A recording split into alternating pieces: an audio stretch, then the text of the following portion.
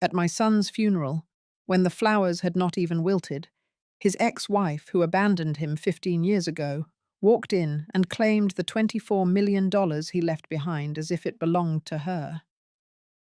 My chest tightened. The whispers around me cut deeper than the coffin lowering into the ground.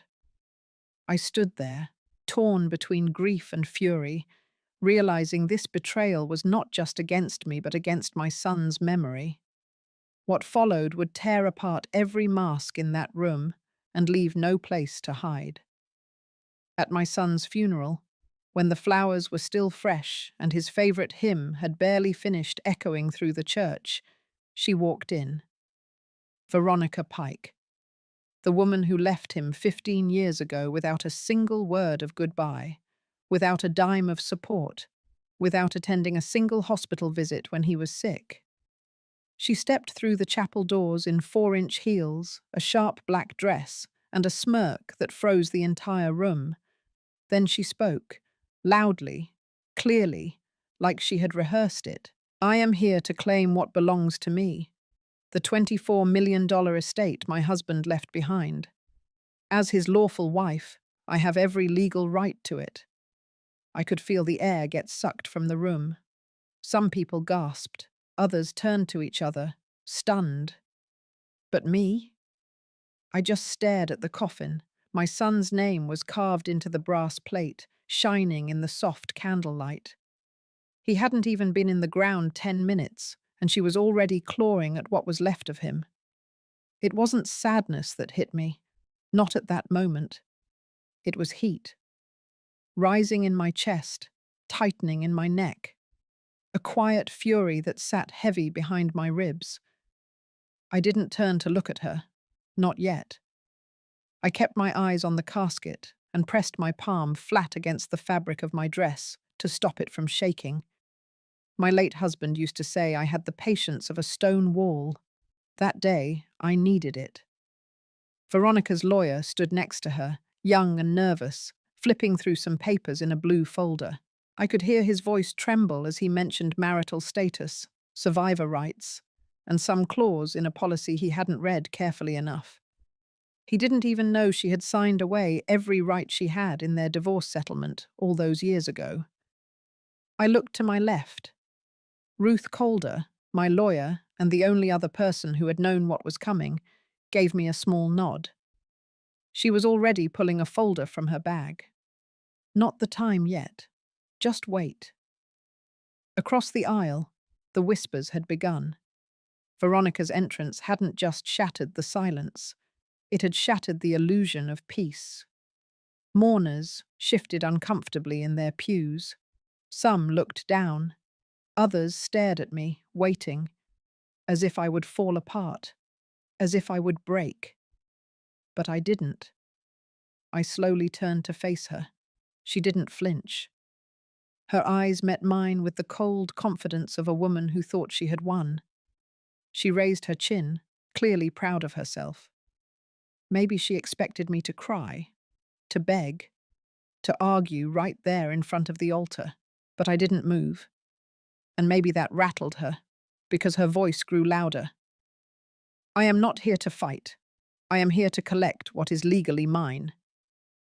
I finally spoke, my voice calm, colder than hers. "You are not his wife. Not anymore." For a second, she hesitated.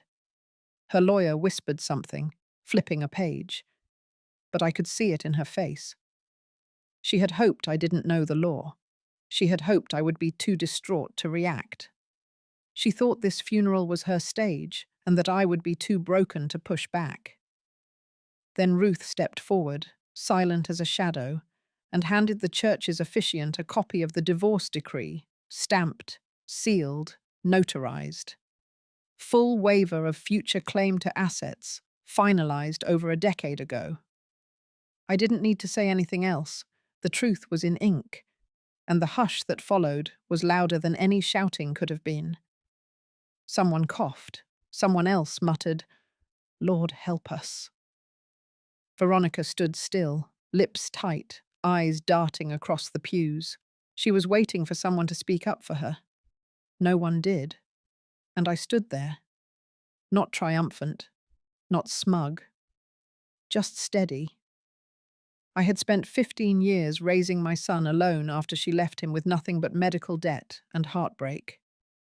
I had been there for every radiation appointment, every surgery, every late-night call when the pain came faster than the meds could keep up. She had been gone, vanished, until the money made it worth coming back. So when I finally turned to leave the chapel, I didn't look back at her. I walked toward the exit with Ruth beside me, our steps slow and even. I heard someone whisper my name with sympathy. Another said justice. But I didn't need sympathy. I didn't want justice. Not yet. Because I knew this wasn't over, not by a long shot. And if you think that was the end of it, you might want to stay with me. The next few hours? They were only the beginning. And what came next made the funeral look like a warm-up. We didn't leave the chapel in silence. Behind me, I could hear murmurs, swelling into low conversations, chairs shifting, the creak of wooden pews as people stood to follow. Veronica's voice, sharp and trembling now, followed me out the door like the echo of something broken. But I didn't slow down. Outside, the wind had picked up. Ruth caught up with me at the edge of the stone steps and handed me a manila envelope without a word. I tucked it under my arm. We both knew it would be needed soon. The funeral director, flustered, met us at the curb to apologize for the disruption. I told him not to worry. Death doesn't always bring dignity. He didn't know what to say after that, and I didn't need him to. We got in the car. Ruth drove. I sat in the passenger seat, staring out the window, hands folded, breathing slow. Not calm, just controlled. There's a difference. It took exactly 11 minutes to get to the downtown office of Calder and Associates. Ruth's assistant had already cleared the conference room. She slid the door closed behind us and locked it. Then Ruth placed 2 documents on the table and smoothed them out. The first was the updated last will and testament of my son, dated 9 months before he passed. I had sat beside him when he signed it, his hands thin but steady. In it, he left every asset he had to me: the money, the company stock, the property, the insurance payout, even the intellectual rights to the app he had designed in the final months of his life. There was no mention of Veronica, not a single line. The second document was the divorce settlement from 15 years ago, a full waiver of future rights to any assets, current or forthcoming. Finalized and notarized. Ruth had the certified copy in hand, along with the county filing record. No loopholes, no ambiguity. Still, Ruth's voice was measured. Veronica has nothing to stand on. But she's bold. I expect she will escalate. I nodded. My jaw was clenched, not in fear, but in focus. If Veronica wanted to turn this into a war, I would meet her at the front lines. I had mourned my son with every part of me. Now I would defend what he left behind. I would not let a woman who vanished for 15 years twist the final chapter of his life into a legal circus. Ruth handed me a copy of the estate inventory, neatly listed in categories. I glanced through it. Bank holdings, company shares, the lake house, the condo, even the car. Then I saw the last item, a private video letter, recorded by my son and stored digitally under attorney-client protection. I hadn't known he had done that. Ruth tapped the folder. It's time. We drove to the courthouse, not for a hearing, not yet, but for a meeting Ruth had arranged with the officiating judge on emergency probate procedures. A courtesy, given the size of the estate and the obvious tension surrounding it. He agreed to review the files early and confirm that Veronica's claims would be flagged as invalid upon immediate filing. A temporary protection order over the estate was issued within the hour. Back outside, the sky had darkened, clouds folding in like a curtain drawn before a storm. Veronica's lawyer called Ruth while we were on the steps. Ruth answered on speaker.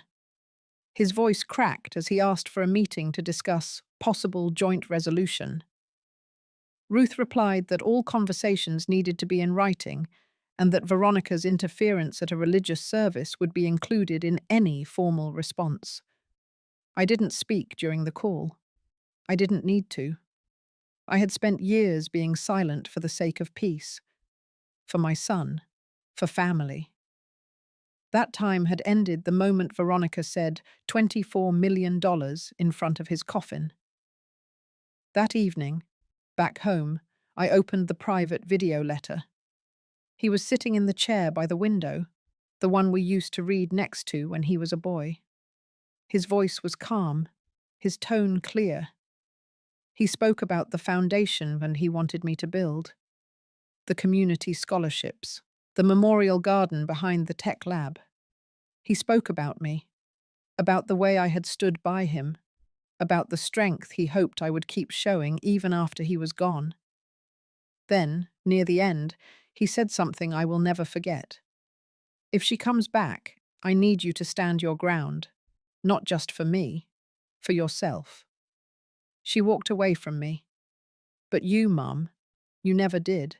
You deserve everything I left you. I chose you. I played that last part twice. And then I sat in silence, with the weight of those words on my chest, like a hand pressing firmly but gently. I didn't cry, not that night. There would be time for that later. Right now, I had a decision to make. I opened my desk drawer and pulled out a notepad. I wrote down 3 names. 3 people who had stood by my son when Veronica didn't.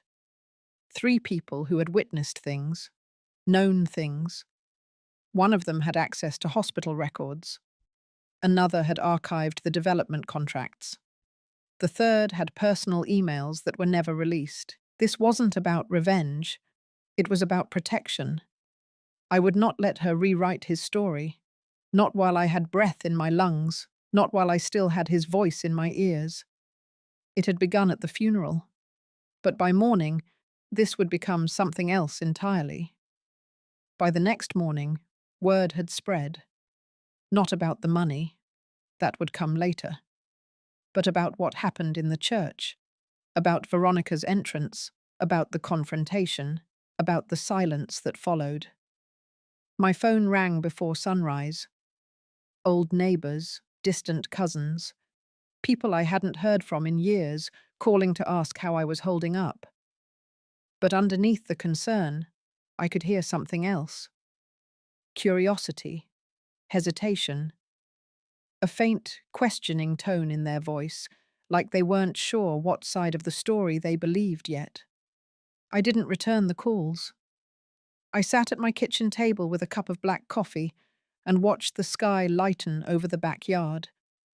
The same yard where my son had played when he was small, where we had grilled burgers on weekends, where I had planted forget-me-nots along the fence line during his first round of chemotherapy. It was a quiet space, a good place to think. But the quiet didn't last. Around 10 that morning, Veronica posted a photo, a cropped picture of my son from years ago, one she had no business sharing. Her caption was short. Heartbroken to say goodbye to the love of my life. May justice be served. Then came the comments. Most were from people who didn't know better, or didn't care to, people who took her version of the story and ran with it. There were sympathy emojis, words like brave and unfair and tragic. A few mentioned lawyers. One said she should fight for what was hers.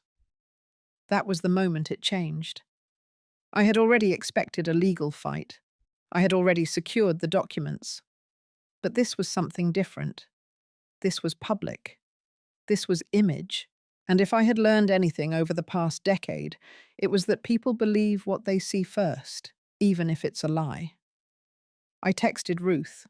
Her reply came fast. Already monitoring. We're preparing a timeline for release. Within the hour, my son's CFO, Priya, called to say she had received 2 calls from journalists asking about the widow. Priya said that word with a tight bitterness I appreciated. I told her to sit tight. We weren't going to react. We were going to respond. And there's a difference. At noon, I drove downtown to meet Ruth. She had booked a quiet room in a private library that used to be a bank. Thick walls, soundproof. We didn't want ears. What we had to prepare wasn't just legal anymore. It was reputational. Ruth laid out the plan. 3 parts. First, confirm the legal standing with the judge's temporary order and begin process for a permanent motion to block Veronica's interference. That part was already in motion. Second, gather all personal evidence my son left behind and all documentation from people in his inner circle. Priya had emails and schedules. Miguel had notarized records of the divorce and property settlements.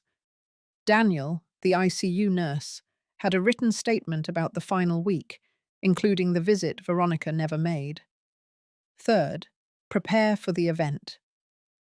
That was the part Ruth hadn't told me yet. She wanted to hold a public dedication, not just a press release or a legal filing, but something real, something visible, a public commitment to the foundation my son had wanted to create. Ruth believed that the best defense wasn't just a courtroom, it was a crowd, and she wasn't wrong. We chose a date, 3 days from now. Location, the main conference room at City Hall.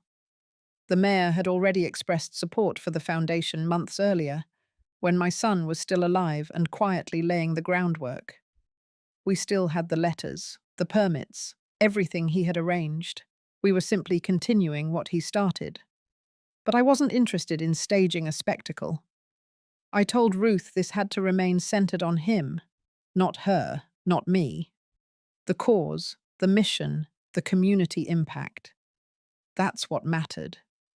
Still, I knew Veronica would come, and I needed to be ready. That evening, I visited the old tech office where my son used to work. The lights were dimmed now, the furniture covered. The staff had moved on after the acquisition, but Priya still had the keys. She met me at the front and walked me to his old desk. His chair was still there. So was the mug with the chip on the handle. The whiteboard with half-faded notes about app functionality. His handwriting. Priya handed me a flash drive. She didn't say much, just pressed it into my palm and nodded. Inside were the last 2 months of my son's private emails. She had filtered out anything irrelevant. What remained were communications about the foundation, his final medical instructions, and his last known contacts with legal advisors. Later that night, I sat at my own desk, the same one where I used to grade papers when I taught 2nd grade, and I opened the drive. There were 3 emails flagged with red stars. 1 to Ruth, 1 to Priya, 1 to me. The one to me was never sent. He had saved it as a draft. It said, "Mum, if you're reading this, I'm gone. And if she shows up, I know it'll be hard. But I need you to remember, you are the only one who stayed. You were there when I couldn't walk, when I couldn't sleep, when I was more tubes than skin. You never once left the room. So don't let her rewrite what you and I both lived. I chose you, not her, never her." That was the moment my doubt vanished. Not that I had planned to step aside, but something inside me settled. I had carried pain and fury all week. Now I had clarity. She wanted to weaponize public opinion. I would hold up the truth. Not just in court, but in front of every person who had seen her post and believed her lie. 3 days. I would stand in that room, and the story would be his, not hers, not mine. His, all the way through. 3 days after the funeral, I walked into City Hall through the back entrance.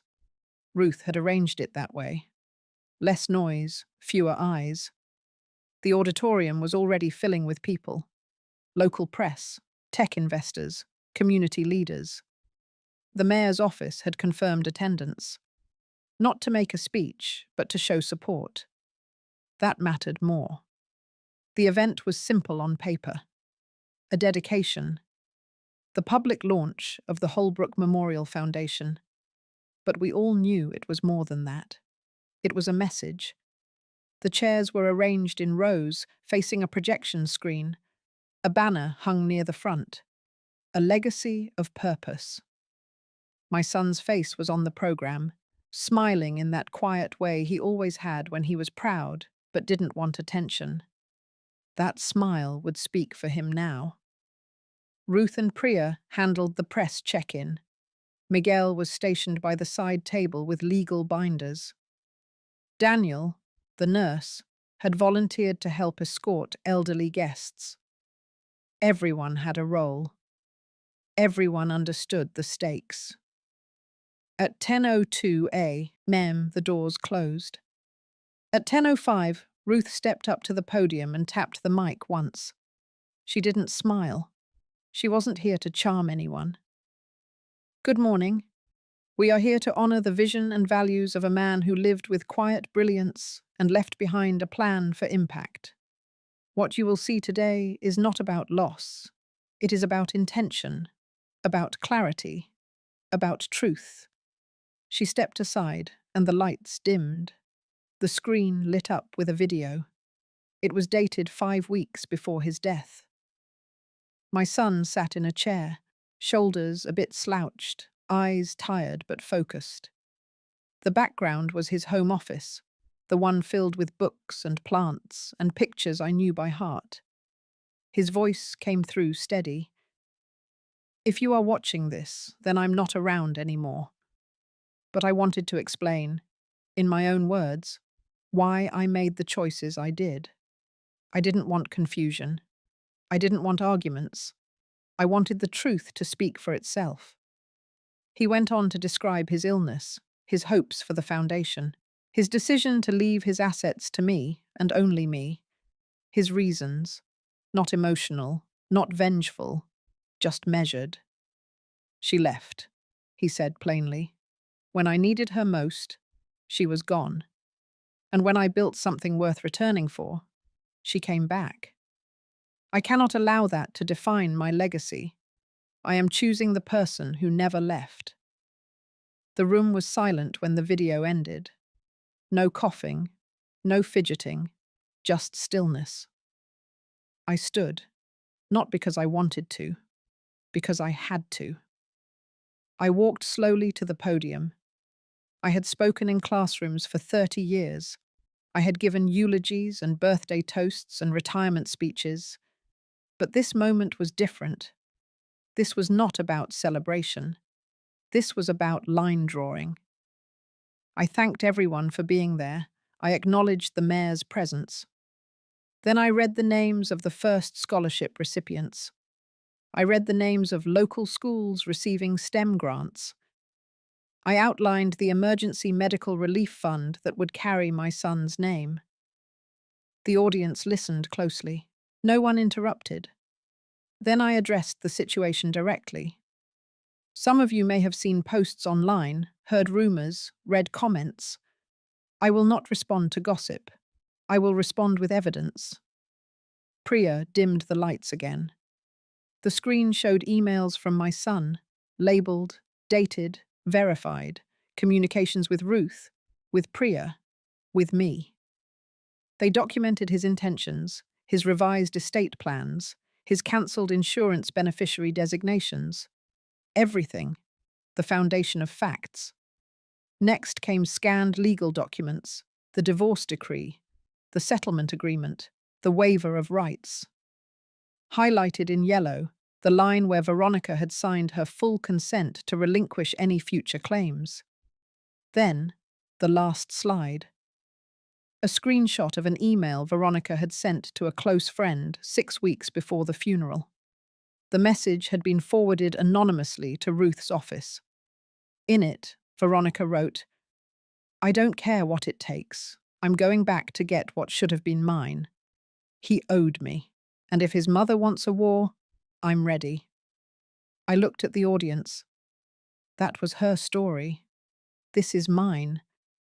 And this foundation, this work, this legacy belongs to the man who earned it, not the one who left him, not the one who came back when the headlines did.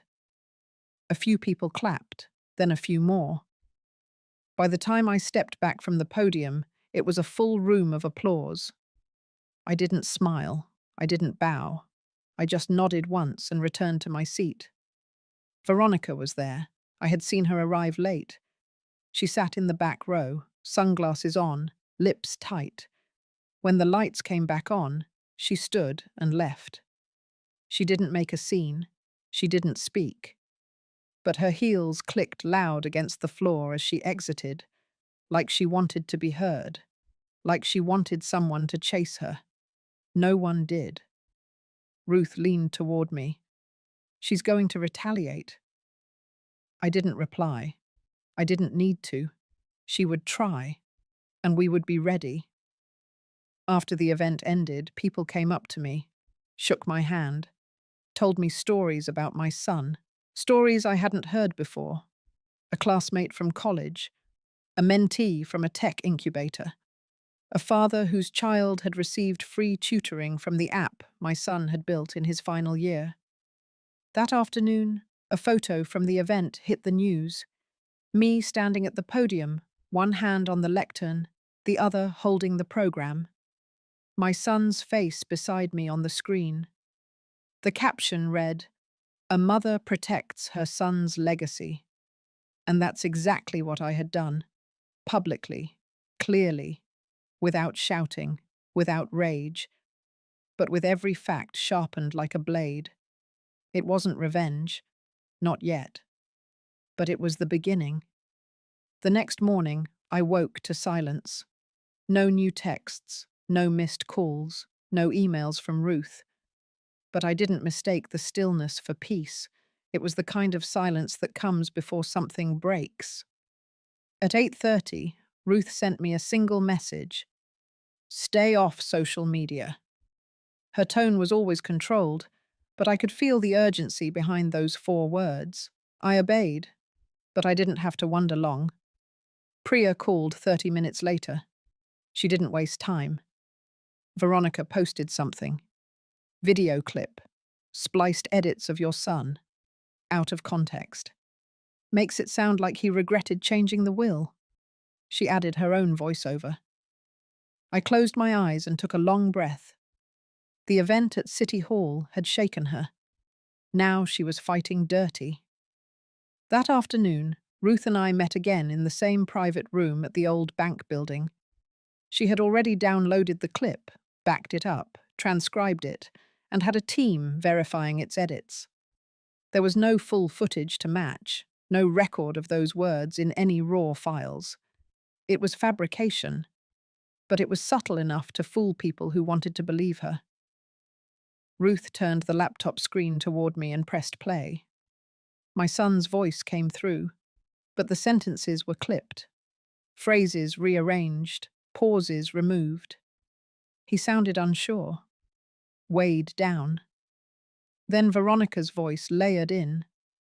She spoke gently, sympathetically, but every word implied that I had manipulated my son into excluding her. She had even titled the video, "Let the Truth Be Heard." It was already being shared. Comments turned fast. Strangers called her brave. Others called me greedy. A few suggested I had isolated my son during his illness, pushed away his friends, cut off his former wife out of jealousy. Lies grow fast in the right soil. But we didn't panic. Ruth already had the next move planned. The first part was simple. We would release the full video in question, the untouched version, time-stamped, recorded in a single take. Miguel had the original on a secure drive. The second part took more coordination. By evening, Priya had secured permission from 3 of my son's former business partners to share internal communications. Archived emails, meeting notes, Messages from my son expressing disappointment in Veronica's behavior. In one message, dated 2 years before his death, he wrote, "She reached out again, not to ask about my health, not to apologize, just to find out if the IPO went through. I'm tired of pretending people care when they don't. I don't have the energy anymore." Ruth gathered these into a packet labeled Behavioral Pattern Documentation. Clean, professional, devastating. The next morning, we held a press briefing. Not a flashy one, no podium, just a conference room with a projector and printed packets for every person in the room. Ruth opened with a single sentence. "Misinformation is dangerous. Here is the truth." Then we played the full original video, my son's unedited message, calm, clear, confident. He explained his decisions without hesitation, without confusion. He named me as his sole executor, his only caregiver, his only remaining family. We distributed the written evidence. We allowed time for questions. We gave no sound bites, no spin, just facts. Veronica didn't respond publicly, but she didn't need to. The damage was already visible. That night, one of the community blogs that had praised her earlier issued a quiet retraction. Another pulled down her video. A third posted side-by-side transcripts showing how the clip had been manipulated. Still, it wasn't enough. Not for me. The facts were on my side, but I wasn't chasing facts. I was chasing clarity. So I made a decision. I called Priya and asked her to release the internal memo my son had written during his final hospital stay. It had been meant for the company's board, but it was personal in tone. It detailed his plan for the foundation, his reasons for creating it in my name, his desire to distance the organization from anyone who had abandoned him. At the end of the memo, he wrote, "I don't want my name used for anything fake, anything shallow.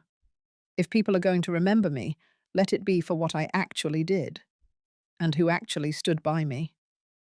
Ruth hesitated before agreeing. It was a powerful piece. It would land hard, but it would also stir things up again. I told her that was the point. It went live at noon, published with consent from the board and endorsed by the foundation. It didn't attack Veronica. It didn't mention her by name, but it exposed every lie she had told, just by existing. By evening, I began receiving messages. Strangers, survivors, caregivers, people who had watched loved ones die slowly and alone. They wrote to say they understood. They believed me. They had seen people show up too late, just to claim something they hadn't earned. But even that didn't satisfy me. Not fully. Because Veronica wasn't done. At 10:30 that night, Ruth called me again. She's filed a motion to contest the will. Claims your son was coerced. Claims he lacked full mental capacity when he made the final changes. I asked Ruth how strong the claim was. She said weak, but it would force a response. It would trigger discovery. It would open records. I told her I wasn't afraid of records. Let her dig. Because the deeper she went, the more she would uncover the truth she was trying to bury. This wasn't just about a lie anymore. This was about character. And character has a longer reach than money. She wanted war. I had warned her. And now she had it. On paper. On record. In front of everyone. The filing came in late on a Thursday. Ruth forwarded me the motion at 9:42 p.m., exactly the way I knew she would. Clean, annotated, with a short note at the bottom. "You do not need to respond yet. But you should see this. I read every page." Veronica's legal team had accused me of undue influence.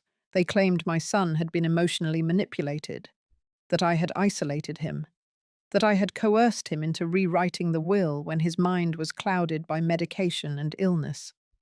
They called me controlling, overbearing, ruthless. I sat alone at the kitchen table, The same table where I used to lay out science projects and spelling flashcards.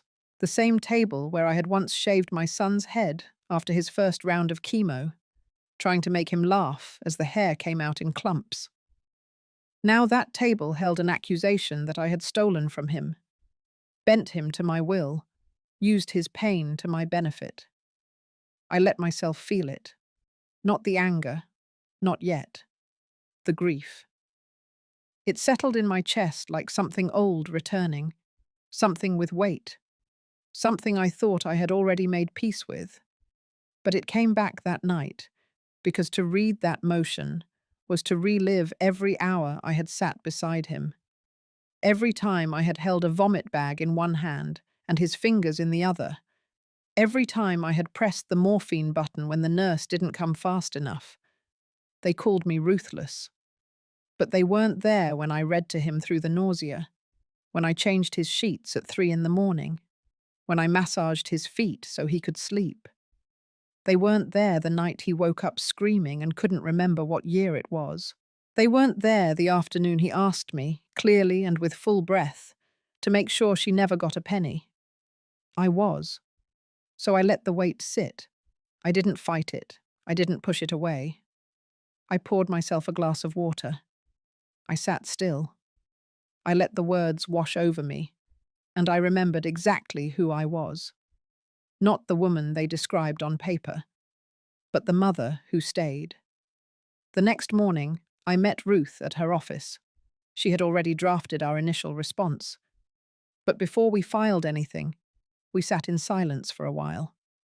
She looked at me like she was waiting for me to crack, or to rage, or to break down. I didn't. I just said, "Let's make it clean. Let's make it final." She nodded. We agreed to prepare the affidavits. Daniel's testimony as the nurse, Priya's statement as CFO, Miguel's notarized logs. We would include the full email chain that documented my son's requests, his voice recording, his private memo, everything. But I didn't want the next step to be only legal. I needed something more. I told Ruth I wanted to write a letter, not for court, for the foundation, for the community. She hesitated but agreed. That weekend, I sat down with a pen and wrote in longhand. I kept it simple. I am not my son's voice, but I am the echo of what he believed. He believed in fairness, in decency, in truth that did not need to shout to be heard. He built what he built not for fame or legacy, but because he wanted to solve a problem, to leave something useful behind. I stayed by his side. I did not do it for reward. I did not do it for recognition. I did it because I loved him, and because I believe in what he wanted this foundation to be. The next week, Ruth filed the full rebuttal. It was longer than the original motion, more thorough, heavier with documentation. Then we waited. During that time, Veronica did what I expected. She went to the press, gave interviews, played the role. She spoke about love and memory and heartbreak. She shared carefully cropped photos. She cried on cue. But something had shifted. The public wasn't so sure anymore. Some articles began using the word alleged. Some commenters began referencing the full video, the emails, the contradiction between what she said and what the documents showed. Truth doesn't always move fast, but it moves steady. Ruth told me it could take weeks for the judge to review the motion.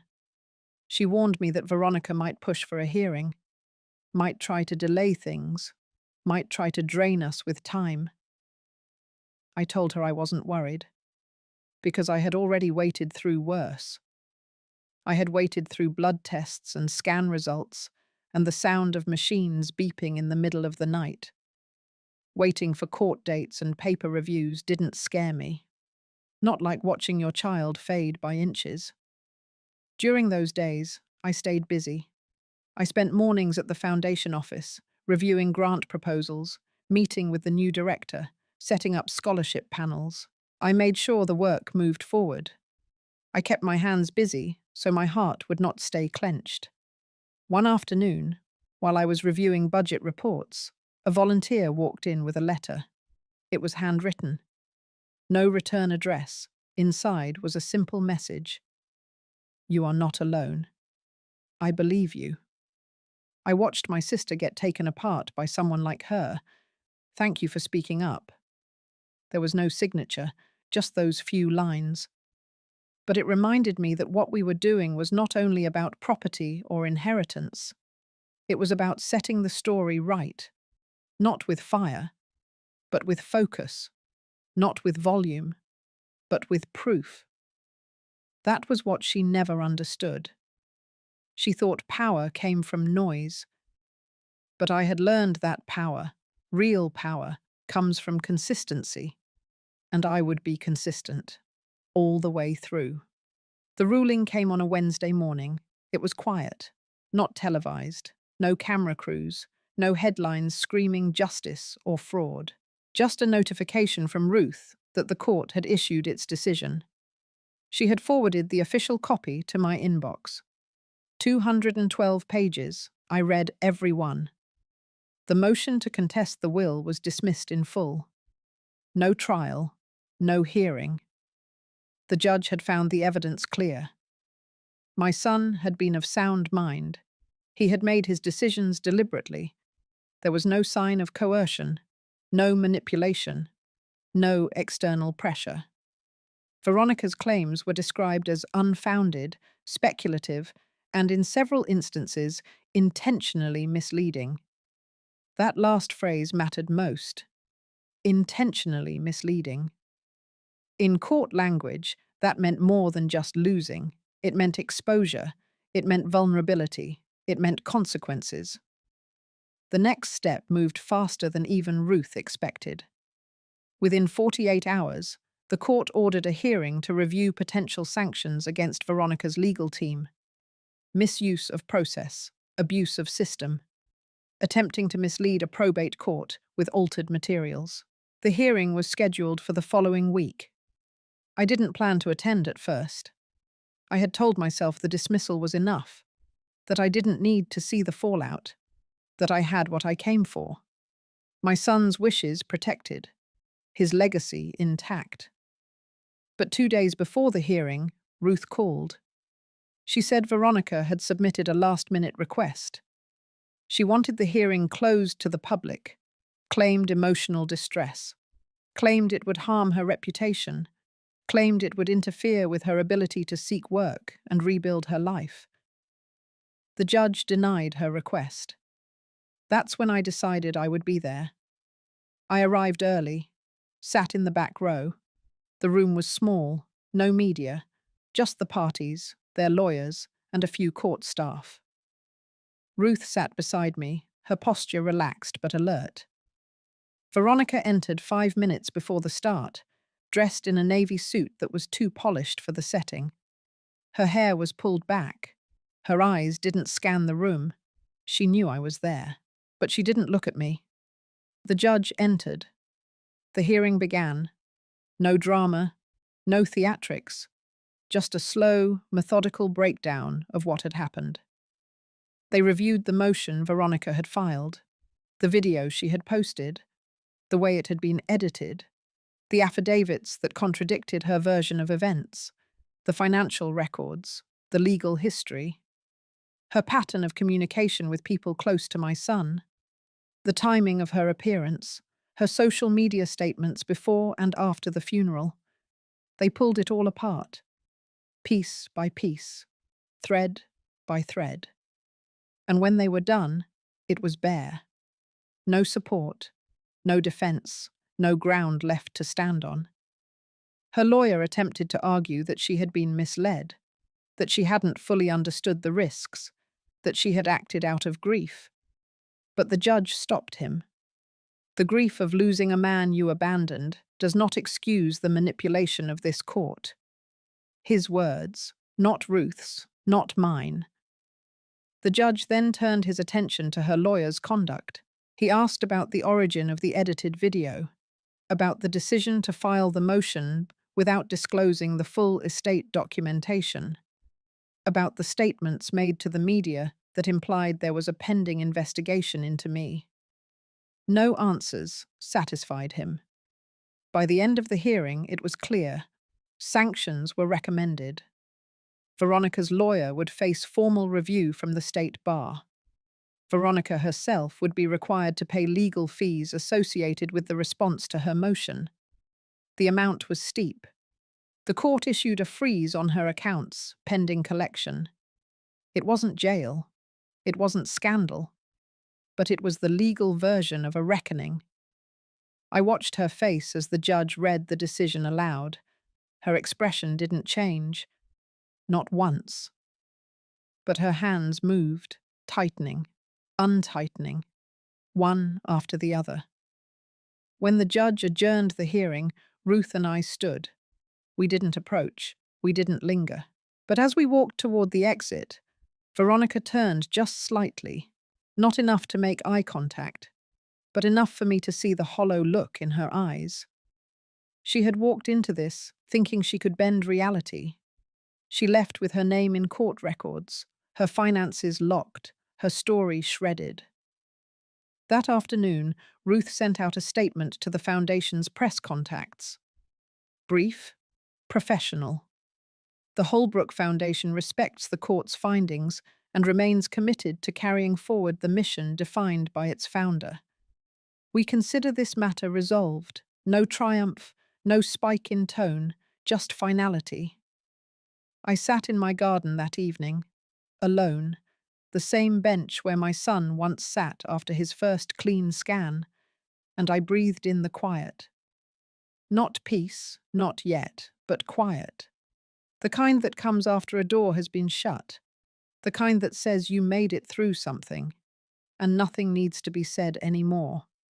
The following week, I received a letter, handwritten, no return address, just my name on the front. No one sends handwritten letters anymore, but I knew before I opened it who it was from. It wasn't a confession or an apology. It wasn't even a threat. It was a request. One line. I need 5 minutes, just to say one thing in person. I set the letter aside.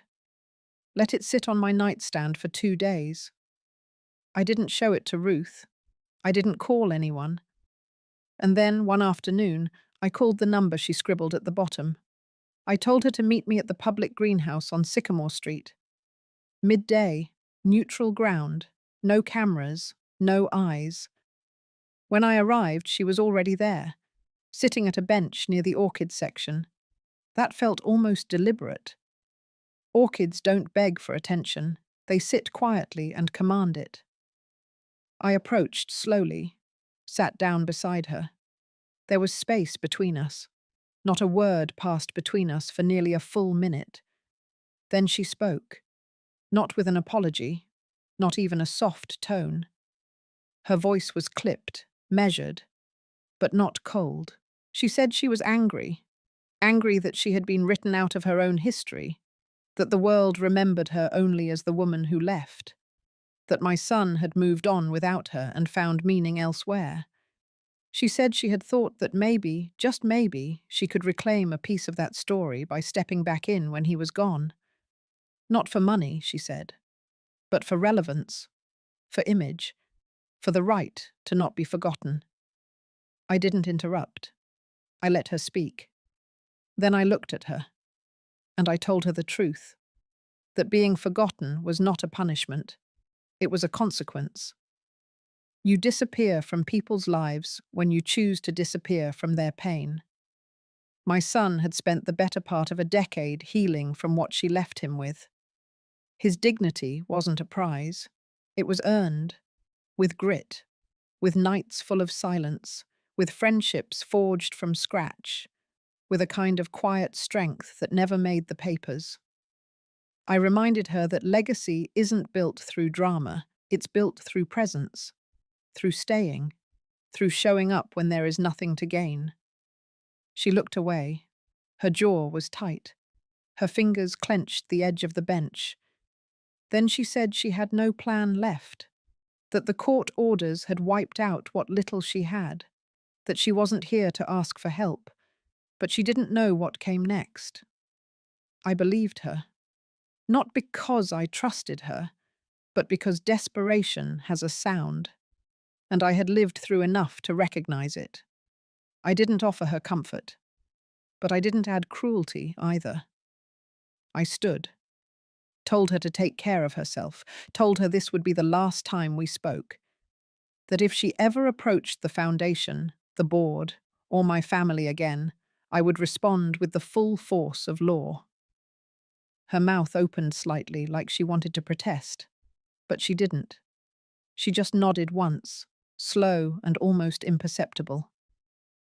I walked away, past the orchids, past the glass windows streaked with spring sunlight, and I didn't look back. Later that evening, I sat at my dining table, a cup of tea, a folder of foundation documents, and a photograph. One I hadn't looked at in a long time. It was my son, taken the year before he died, standing outside a small elementary school in rural Kansas, where he had funded a literacy center through the foundation.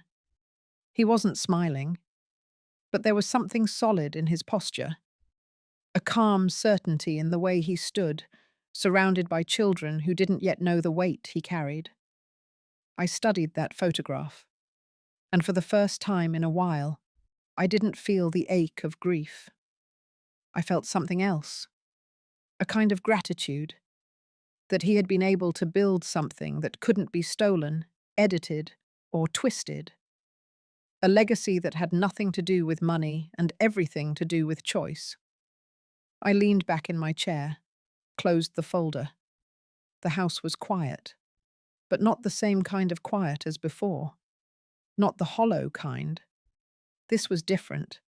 There were still battles ahead, legal filings, press inquiries, trustees to train. But this moment, this stillness, was mine. The woman who walked into that greenhouse had been chasing shadows, a version of herself that never existed, a place in a story she abandoned. But I wasn't chasing anything. I had stopped running a long time ago. And now, I had the clarity of someone who no longer owed silence to anyone. The auditorium was packed. It wasn't the kind of place I thought I'd find myself again at 71, not since my son's memorial 2 years back. But this time, the lights were brighter, the cameras sharper, and the silence thicker than before. It was the official launch of the Community Library Initiative, built with the first wave of funding from the foundation in my son's name. A project Veronica had tried, unsuccessfully, to put her name on in recent weeks, by sending letters to sponsors and even attempting to rebrand the initiative through her own fabricated press release. I let her try. I watched quietly as her delusions stacked up. Emails sent to the mayor's office, interviews requested with local media under false credentials. She had tried to position herself as the visionary behind a movement she had no part in. But today would be the day that narrative ended, publicly, with no way for her to edit or erase what came next. The mayor opened the event with some expected notes about education and equity. The head of the foundation said a few words. And then, the microphone was mine. I stood slowly. My knees reminded me I wasn't 20 anymore. But my back was straight, and my voice didn't waver. I started by naming my son, not as a victim, not as a tragedy, but as a man who built bridges where others had burned them. I spoke of his commitment to education, of his quiet investment in underserved schools, of his belief that books could give children a language for dreams they hadn't yet learned to name. Then I paused. I turned slightly toward the left side of the room. She was there. Veronica. In the third row, wearing a dark blazer and the same expression she always wore when she thought she still had leverage. Tight lips, alert eyes, controlled breath. I didn't look away. I said the next words slowly, with precision. That legacy is not a costume you can put on when convenient, that it is not for sale, and it cannot be stolen. That the foundation had been approached by individuals claiming ties they never earned, attempting to leverage grief into personal gain. That these individuals were now permanently barred, by court order, from any contact with the foundation, its assets, or its representatives. And finally, that the library and all future projects would move forward under a new name, not just my son's, but the name of the children he taught, the communities he served, the ones who had shown up when others had vanished. The room stayed silent. There were no gasps, no applause, just a thick awareness that something irreversible had just occurred. I stepped down, my cane tapping lightly against the floor as I walked back to my seat. I didn't look at her again, but I felt it. The shift, the unraveling. She didn't move for a long time, just sat there, frozen, as the event moved on around her. Afterward, several board members came to thank me. The mayor shook my hand. Reporters asked for a quote, which I declined. My job was done. But the real weight of that moment didn't settle until I returned home and found the message waiting. It was from one of the foundation's attorneys. She had received a desperate email from Veronica's attorney the hours after the event, demanding reconsideration, claiming the statements had defamed her. Attached to it were images of a cease and desist letter she had tried to issue. Weak, empty. The attorney assured me we had nothing to worry about. Everything had been reviewed, approved, legally fireproof. But it wasn't the legal shield that mattered to me. It was the silence. Because for the first time since my son's funeral, Veronica had no more tools left to twist the story. Her name had been wiped from every narrative she tried to enter, not by revenge, but by truth. Later that night, Ruth dropped by. She had attended the event too, sitting quietly in the back. She didn't say much, just poured tea, sat across from me. Then she said, "That was the most quiet fury I've ever witnessed." I nodded. That's all it needed to be. Not a spectacle, not a shouting match, just a mirror. Held up long enough that the reflection couldn't be denied. And in that reflection, she saw what she truly was. A footnote in someone else's life, one she had long ago abandoned. The storm had passed, but I wasn't left shattered. I was still standing, firm and free. And now the only name etched in stone wasn't hers. It was his. The fallout came quickly, faster than even I had anticipated. It started with the grant revocations. 2 major education nonprofits withdrew their pending collaboration with Veronica's so-called mentorship program. They released statements, tactful but clear, noting inconsistencies in her claimed experience and issues with transparency in fund allocation. By midweek, local donors had quietly backed out too. The emails came pouring into the foundation office. Parents who once believed Veronica had been close to my son now demanded explanations for the letters they had received months ago. Letters where she had claimed to be relaunching a private school project he supposedly started. A project that had never existed. But it wasn't until the fraud investigation began that the ground beneath her finally split open. One of the board members of the new Community Library Initiative had a daughter who worked in state-level auditing. She saw the footage of my speech. She made a few calls. What followed was a quiet but thorough comb-through of Veronica's filings, taxes, and property records. It didn't take long to find the gaps.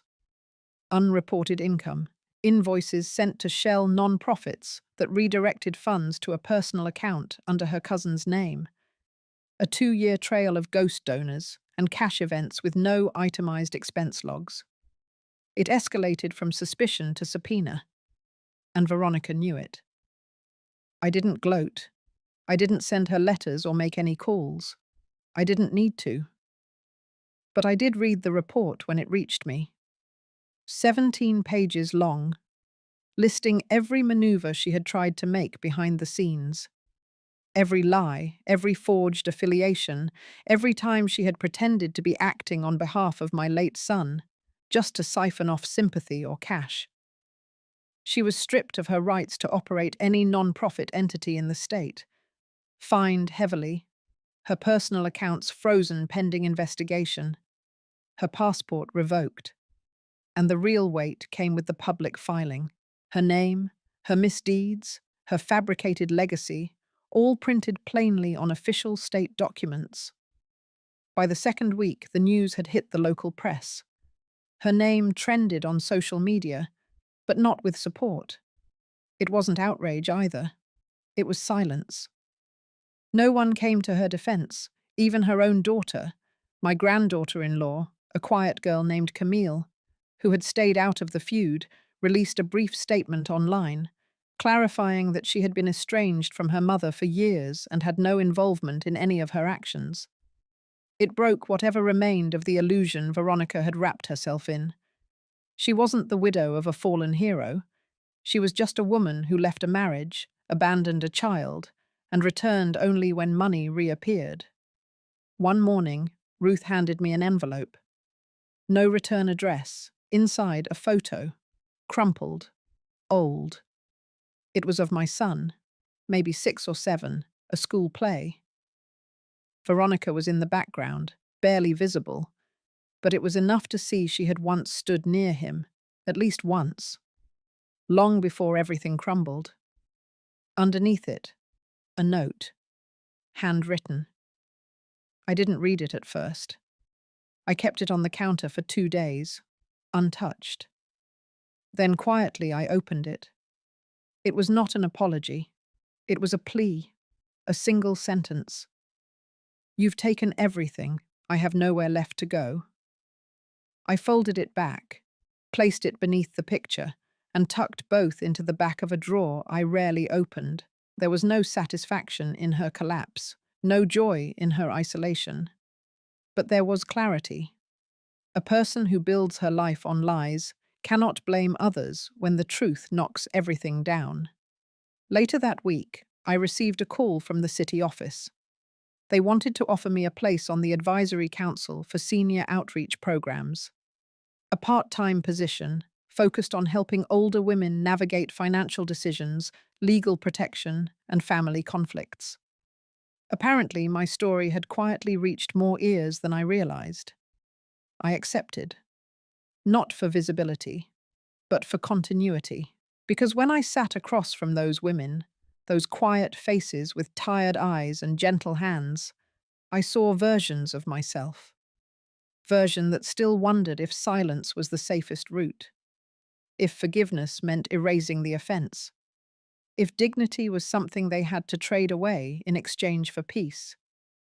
And I told them simply that clarity is not cruelty, that boundaries are not betrayal, that speaking the truth does not make you hard, it makes you whole. I never mentioned Veronica's name.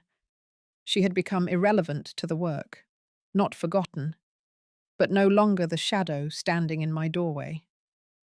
At the end of that week, I walked past the old cemetery where my son's name had been etched into the memorial wall, and for the first time, I sat on the bench beside it, not in mourning, but in restoration. The sun was low, casting long golden lines across the ground.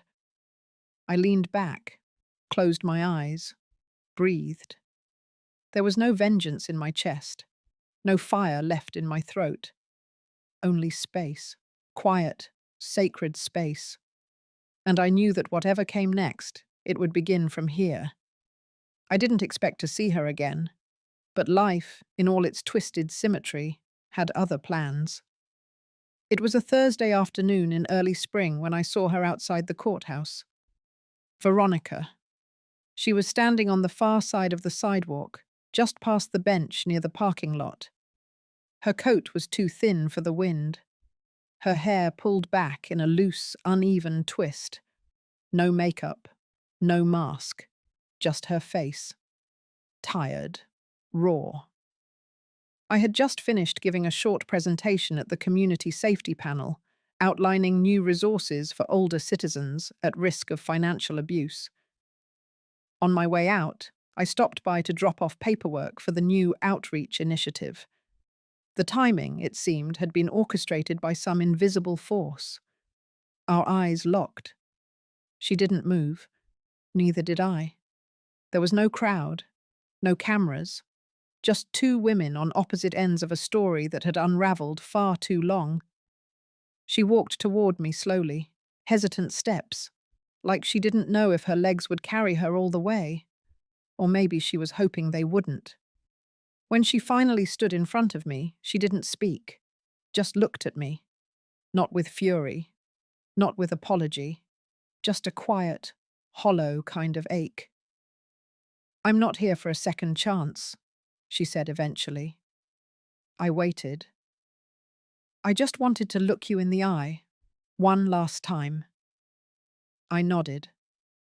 She paused, glanced at the building behind me, then back at my face. "I thought I was owed something," she said, softer now. "For what I lost, for the life I didn't get." Her voice trembled, not out of drama, but because there was nothing left to grip. "I told myself you were cruel," she continued, "that you were trying to erase me from his story. But maybe you weren't. Maybe I was never really part of it." Silence stretched between us. She didn't cry. I didn't speak. Then she reached into her coat pocket and pulled out a folded letter. Not sealed. She held it out. "I wrote this for you a while ago," she said. "I never sent it." I didn't take it. "I don't need your letter," I said plainly. She dropped her arm, let the paper fall to the ground between us.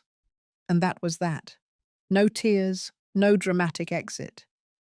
She turned and walked back across the sidewalk, into the blur of people who didn't know her, didn't care, wouldn't look twice. And I let her go. There was no weight in my chest, no surge of satisfaction, just stillness. Closure, I've learned, doesn't always come with final words or grand gestures. Sometimes it arrives in the form of no longer needing an apology, no longer needing to prove anything. That night, I sat on my back porch. The sky was a soft lavender hue, fading into dusk. Ruth brought me tea, and we sat in quiet for a while. I told her about the encounter, just the facts, no embellishments. She didn't ask for more. Instead, she said something I'll never forget. "You didn't break her. You revealed her." And it was true.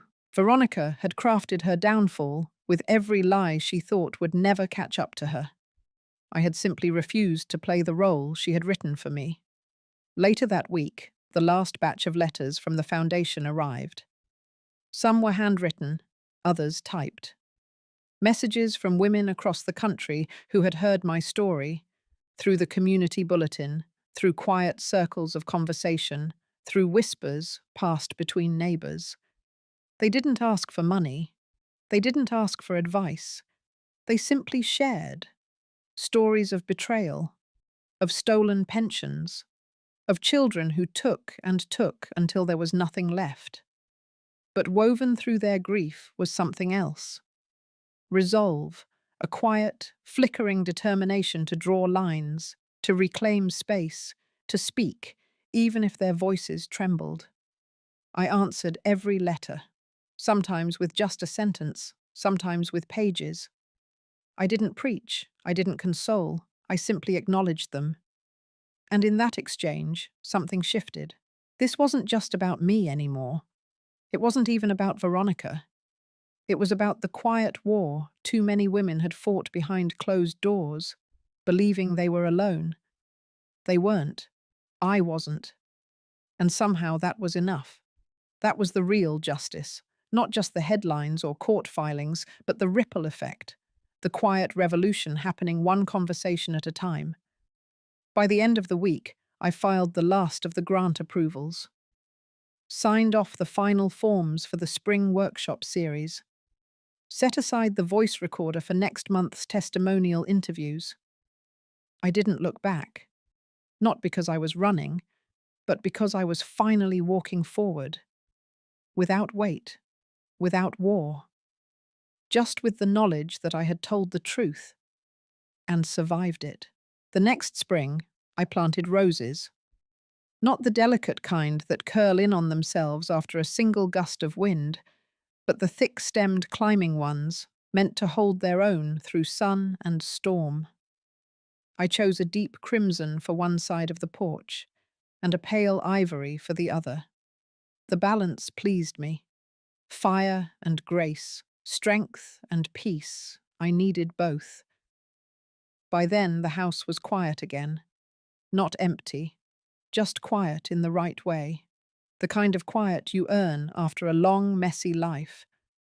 Ruth had gone back to teaching part-time, and I'd settled into my weekly meetings with the community board, mentoring younger women who had found themselves caught in similar storms.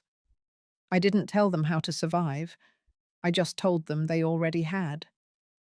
The foundation we built from the lawsuit, money had taken on a life of its own. Within months, we had offers to partner with shelters, legal aid groups, and even a few churches that had turned a blind eye for too long.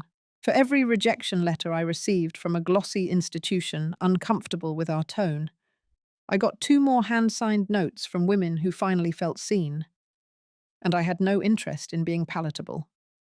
Not anymore. I had spent too many years folding myself into a version of womanhood that didn't ruffle feathers, a version that apologized before speaking, that made coffee before saying no, that handed over power under the illusion of love. Those days were over. Grant and Veronica didn't come back, not even for the final verdict announcement. Their assets had been seized, Veronica's license suspended, Grant's position terminated after the board discovered the full extent of his forged authorizations. I never cheered, not out loud. But when I stood in the courtroom and watched the judge declare my rights fully restored, I smiled the smallest smile I had ever worn. Not because they lost, but because I didn't. That was enough. Ruth moved in with me not long after. She said her apartment was too quiet, and her knees too tired to keep climbing 3 flights of stairs. We drank our tea at 5 every evening. We laughed about the headlines that still made their rounds, the widow who took down her son. But we never needed to explain what really happened. The people who mattered already knew. Sometimes I would find old photos buried in boxes, a younger me, a younger Grant, eyes full of promise and hope.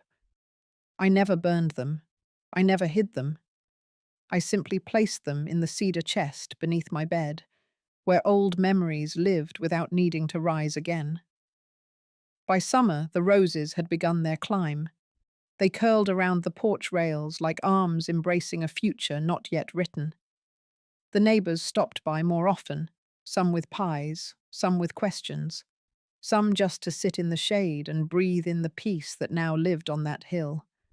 I didn't give speeches. I didn't wear victory like a crown. I just showed up, day after day, as myself, whole, weathered, and wide awake, because that, I realized, was the real triumph. Not the headlines, not the settlement, but the quiet reclaiming of self, the rebuilding of a life not around the pain, but beyond it. And in that space, I found joy. Not the loud kind, the kind that hums softly under the surface, like wind through the leaves, like laughter shared in low voices over dinner, like forgiveness not given to others, but offered gently to yourself. I still get letters sometimes, from women I've never met, from daughters watching their mothers suffer, from mothers watching their children become strangers. They don't ask for magic, just truth. And I give it to them, plain and unwavering, the kind that says, "You are not alone. You never were." If you've ever felt dismissed, taken advantage of, or quietly erased by the people you love most, know this: your story doesn't end there. You can draw the line. You can take back the pen. And even if the world never claps for you, your piece is the loudest applause. I told mine. Now maybe it's time to tell yours. In your own words, at your own pace. You deserve to be heard. You always did. You